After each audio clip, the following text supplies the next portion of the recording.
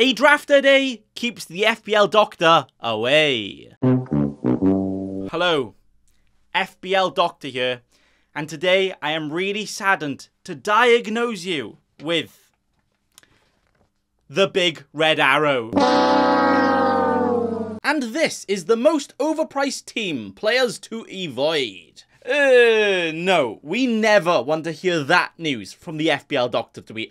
So we are back with another daily draft to help you create the best ever FPL team for you. And today, we've actually got something a bit different, yeah? As you can see in front of your very own eyes, that's if it's not burning your eyes, because, yeah, it's not looking good, is the most expensive, overpriced, chuck it in the bin, set it alight, and never look at it again team. All built with players I feel like you should definitely 100% avoid. Now, of course, I'm not being an absolute scrub right and suggesting this team at all, but this one is actually more of a mental exercise, right? To see how much you can actually waste your money in FPL. As on any given game week, right, this team right here could probably score about like 20 points if it's lucky, probably like 10, yet it still takes up 99.5 million out of your budget. What? So let's actually go through it, shall we? And we can have a look at the type of players that you should definitely avoid this year in FPL. We're in goals. We got the keeper, Kepa. Kepa Arrizabalaga has probably got more letters in his name than he will probably get appearances for Chelsea this year. So not only will he be socially distancing away from all of the FPL points, I probably still wouldn't have him in my team if you paid me his £5 million price tag in real life. Like, no, I'm not touching him. Definitely a 100% avoid, obviously, but just in case you didn't know, avoid. Then the sub-keeper we have is Adrian. Now, from the couple of times that Alice in Wonderland has had his small little injuries, we have witnessed the goalkeeper greatness that is Adrian. Oh, it's just so good, man. No, you know what? I actually call him the goalkeeping Santa as it goes myself, yeah? As he will literally gift the other team all of the goals. Oh, what a man. So not only would you take up one of those vital Liverpool spots here, he would take 4.5 million out of your budget, and he is probably third choice keeper now. Oh dear, no thank you please. Yeah, this team's really bad, isn't it? Yeah. But next up is the defense, which is weaker than my punches in my dream. Like, I swear, I just keep on swinging. But there's no strength in them at all. Where we've gone for the Curty boy Zuma, who might have a bit of a zoom and decide like he's Messi coming out of defense. He just runs and goes past everyone. And he does actually have like a 20-foot leap, so he can always get up there and get some goals from his head. But he might as well buy a season ticket at Stamford Bridge, because he's going to be sitting in the stands and on the bench most of the games, because he just doesn't play that much, does he? Or if not, he might even be leaving Chelsea. So, yeah, definitely not worth the price if he's not even in the league, is it? No. But even right now, no. Johnny Evans, also being a Johnny and no papa, no thank you. But actually, this one's a bit different, you know, because he probably is the most guaranteed starter in that Leicester defence. So not too bad, right? But I'm going to tell you why he is still very much overpriced. With the main reason for that being, you can actually get a Leicester defender in for cheaper, or ones at the same price that are better. Where you've got a Schmeichel, a Sayoncho and a Fofana all a bit cheaper. And then you've also got a Castagna and Pereira, same price, probably get a lot more points. So yeah, when you look at Evans in isolation, you're like one of the most nailed on defenders for a Leicester team. 5.5 million, that's not too bad, right? But then with the added context that his players around him who could do better are either cheaper or the same price, then yeah, he's overpriced. And I feel like that's what a lot of these players might be. They might actually be okay priced, but their alternatives, their teammates who are better, are cheaper. So that makes them overpriced, right? Yeah. We also have an Ogbonna in here, who, much like an Evans, could be good at his price, but then you realise you could get a Cresswell for 0.5 more, who gives you just a slightly bit more attacking potential, yeah.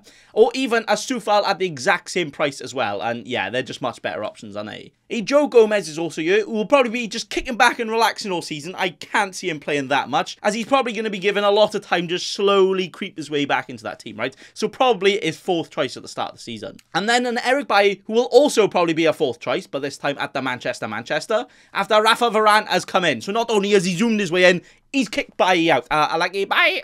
He's literally an Eric Bailly.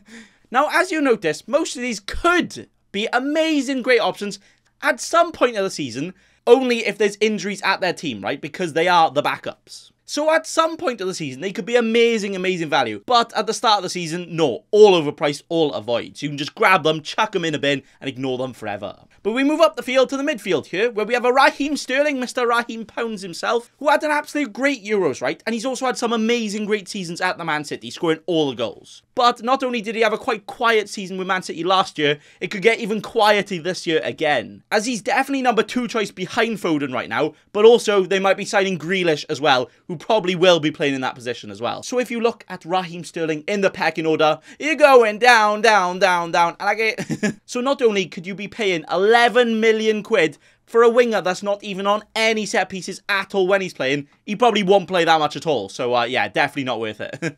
Like, if you have him in your team, that is honestly some kind of sadistic self-harm stuff. Please don't do that. Don't do that to yourself. You can do better, okay?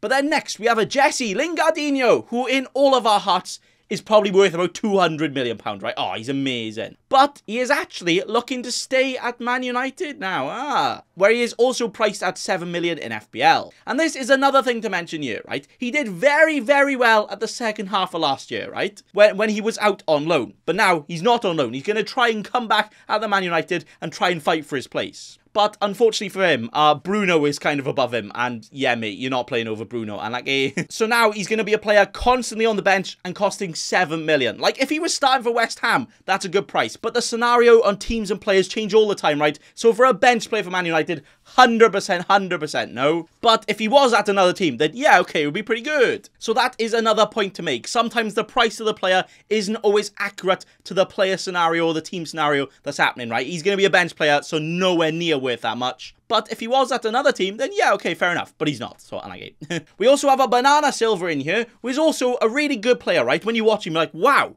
he's a good player, yeah. But he never actually turns that into FPL points, so we don't want him anyway because of that. But then now, he hardly ever starts as well, so terrible. Then we have the Sir Willian, who had one good game in his Arsenal career. And it was his first game. And then after that, he decided to go on all day or something, didn't he? Fair play. And then to finish off the midfield, we have Donny van der Bench. Van der Bench, yeah, not Van der Beek, Van der Bench. He has a lot of potential for a player, right? And he could start more this season, but again, he doesn't right now. So in the current context, 100% not worth it. And then to finish off the team, we forward on to the forwards. Yeah, look at it.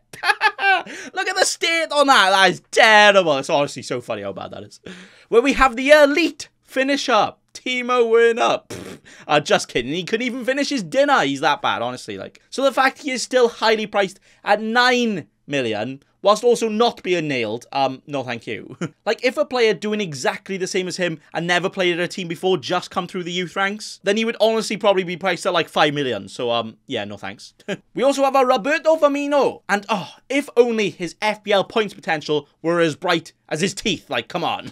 Where even though he loves a smile himself, he definitely won't give you a smile in your FPL team, because he probably just gets those constant 2-pointers, maybe even 1-pointer, come on. And even more so now, if he wasn't a great option before, we have a Diogo Jotter in now, who's actually getting similar minutes to him, but also like 10 times the goal threat. Yeah, definitely a Bobby for me. No thank you. And then the last player to nail this best ever FPL team. Oh yes, the best ever overpriced team, that is. It's Gabrielle Jesus. Jesus has probably actually been nailed to a cross more times than he's been nailed in that Man City team. Like, oh, wow. And even though Aguero's gone, even if they didn't sign a striker, it's probably even less likely that Jesus would start as well, because they've been playing a false 9. And then if they sign a striker instead, then that striker's obviously going to start over Jesus, isn't he? So, yeah.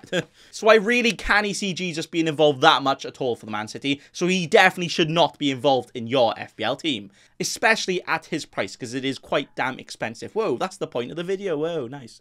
But that is actually it for the most expensive, dirty, avoid all these players at all costs team done. Now, if you notice though, they actually are all players that play for the big teams, which is actually a really good point to make. So let me make it, please. Yeah, thanks. Players' prices are heavily related to the team they are playing for. But the team they are playing for doesn't always relate to the FPL points potential, right? Or the FPL points they will get. As if you have a not so nailed on player for a big boy team, right? Even though when they play, they could do well, they will probably get outscored by a player that's playing all the time for a not so good team. Mainly because they're playing more so they can get more FPL points. It's quite simple. Like, you could argue a player like a Bernardo Silva is a much better player than the likes of a McNeil, an Armstrong, or even a Gross at that. But guess what? Even though Bernardo Silva did quite well last season and got 9 attacking FPL returns, he still scored less points than all of those. He could be a much better player in a much better team,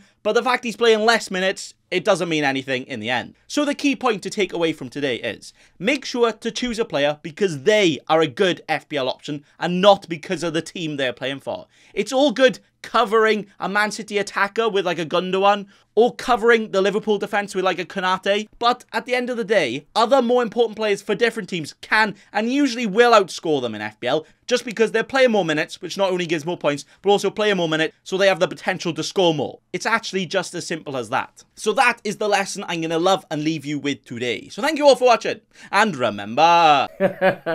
Don't be a cheeky scrub. Subscribe to Nathan Bacon right now.